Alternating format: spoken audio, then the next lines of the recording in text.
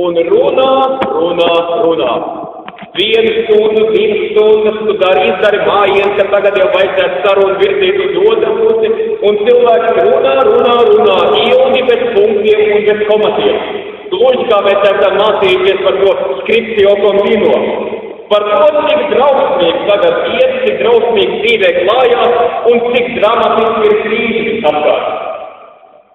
Kad runa ir par kaut ko konkrētu, par konkrētu rīcību, ko tad varētu šajā situācijā vismaz mēģināt darīt. Kaut vai iesi aprunāties ar kādiem cilvēkiem, tad tā parasti atbildes kā tāda, man iet tik slikti, tik drausmīgi. Es ne par ko citu nevaru vairs domāt, es vienkārši nevaru koncentrēties, lai kaut ko darītu.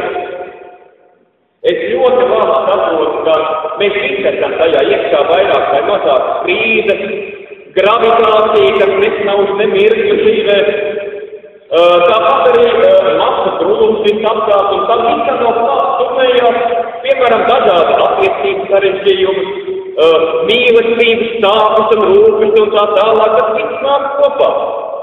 Taču ļoti interesanti, ka apostols Pāvils izturas citādi. Lai gan viņam būtu tūkstošiem iemeslu kurnēm, baidēm, kritizēt visu pasauli, meklēt vainīgos, grēcīgos un galu galā nedarīt neko. Galu galā viņš ir viens pats, viņam nav pat acīm redzot mīļās sievietes. Vismaz Pāvila vēstule neko tādu neliecina. Tātad cilvēks ir vienkārši nav vairāk. Viņš ir cietumā. Viņš ir diezgan dramatiskā situācijā.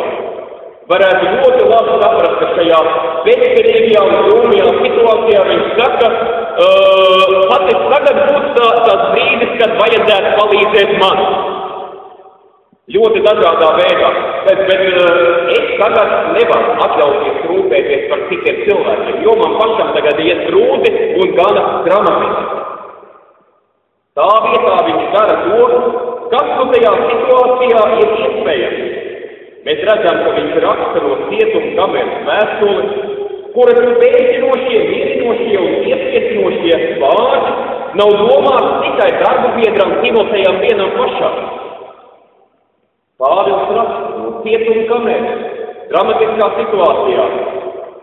Dievs nav mums devis bailīgu garu, lai cīkstētu, lai baidētu, meklētu iemeslus kārtējo reizi, nedarīt neko, bet Dievs mums ir devis mīlestības, spēka un saprāta garu. Tāpēc nekaulieties liecināt par kungu. Jūs to varat izdarīt. Cilvēcīgi, atbildīgi, inteliģenti. Es domāju, pat daudz lielākā mērā nekā mūsu paudze. Mēs atklāt sakot ar lielām cerībām, kolēģi, skatāmies uz jūsu paudzi. Jo mēs redzam, ka jūs esat visi no cita materiāla, nekā mēs esam taisīti.